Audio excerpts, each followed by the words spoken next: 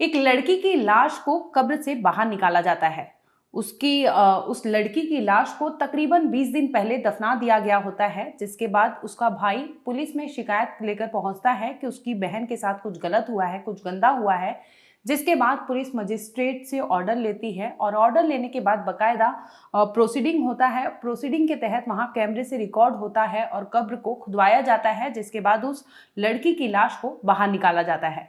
नमस्कार, आप देख रहे हैं क्राइम तक। मैं हूं अश्विनी सिंह। दरअसल मामला कानपुर के नौबस्ता इलाके का है, जहां 7 दिसंबर को एक लड़की अपने घर में ही मौत को गले लगा लेती है। दरअसल लड़की कुछ आहत होकर इस कठोर कदम को उठाती है, जिसके बाद घर वालों को लगता है कि ये नॉर्मल मौत है और हो सकता है उसके जिंदगी में कुछ चल रहा था, जिसके बाद वो ठंडे बस्ते में उसकी लाश को दफना देते हैं। जिसके बाद कुछ ही दिन, तकरीबन 17 से 18 दिन होते हैं। इसी दरमियान उस लड़की के कमरे में उसका भाई होता है, जिसे एक नोट मिलता है। जब वो नोट पढ़ता है तो उसे दिखता है कि वो राइटिंग है जो उसकी बहन की है, जिसमें उसकी बहन ने सारी चीज़ें लिखी थी कि आखिर उसने मौत को गले क्यों लगाया, उस कमरे में उस दिन उसने अपनी ज़िंदगी को क्यों ख़त्म किया था। दरअसल उस लड़की ने उस लेटर में लिखा था कि सचिन वर्मा जो है उसके इलाके में मेडिकल संचालक का काम करता था, यानी एक मेडिकल स्टोर को चलाता था। वो सचिन वर्मा उस लड़की के साथ रिश्ते में भी था। इनकी पहले दोस्ती होती है, देखते ही देखते इनकी दोस्ती प्यार में तब्दील हो जाती है, जिसके बाद वो कई बार उसके साथ शोषण करता है, रेप करने की कोशिश करता है। लड़की लगातार मना करती है, लेकिन फिर भी उसने जोर जबरदस्ती करने के बाद 1-2 बार उसके साथ गलत काम किया था। जिसके बाद लड़की ने किसी को कुछ नहीं बताया था, लेकिन लड़की लगातार लड़के पे दबाव डालती थी, यानी सचिन पर दबाव डालती थी कि तुम मुझसे शादी कर लो। लेकिन लड़का जो था, मेडिकल स्टोर संचालक जो था सचिन, वो लगातार मना करता था कि अभी नहीं। बाद में उसे डेट पोस्टपोन करते रहता था कि आज नहीं कल, आज नहीं कल, ऐसे करके उसने काफी समय बिता दिए थे। जिसके इसी दरमियान उस लड़के ने ये किया था कि 4 दिसंबर साल 2023 की बात है, जब उस लड़के ने अपनी शादी रचा ली। ये बात जैसे ही लड़की को पता चलती है, वो उसके पैरों तले से जमीन खिसक जाती है कि आखिर जिस लड़के ने उसके साथ गलत काम किया, जिस लड़के ने उसके साथ दरिंदगी की, जिस लड़के ने उसे लगातार झांसा दिया कि वो शादी करेगा, शादी के नाम पर ही उसने उसके साथ गलत काम किया, उस लड़के ने आज दूसरी शादी कर ली, यानी किसी और से शादी कर ली, जबकि वो किसी और के साथ प्यार में था और किसी और लड़की के साथ लगातार वो संबंध बनाता रहा। हालांकि इस मामले को लेकर पुलिस ने भी अपना बयान रखा है। आइए आपको सुनवाते हैं आखिर इस पूरे मामले को लेकर कानपुर पुलिस ने क्या कहा है।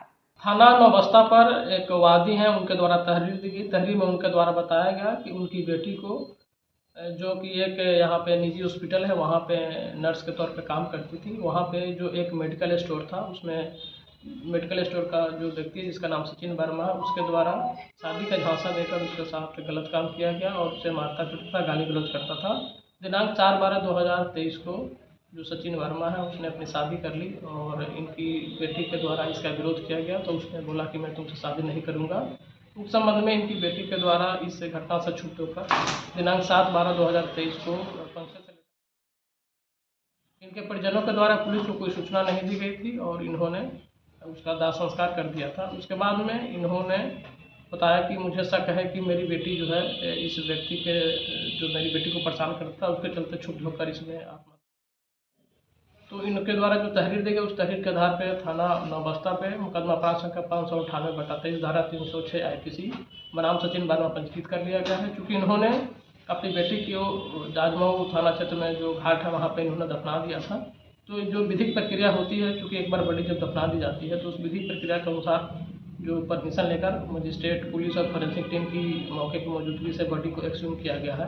बॉडी को पोस्टमार्टम के लिए भेज दिया गया। पोस्टमार्टम कराई जा रही है। पोस्टमार्टम में जो भी चीज़ें प्रकाश में आएगी उसके आधार पर इसमें अग्रिम विधि कार्रवाई सुनिश्चित कराई जाएगी। इसमें एक उल्लेखनीय बात यह है कि जो मौके से इनके जो परिजन हैं उनके द्वारा एक सुसाइड नोट भी दिया गया है।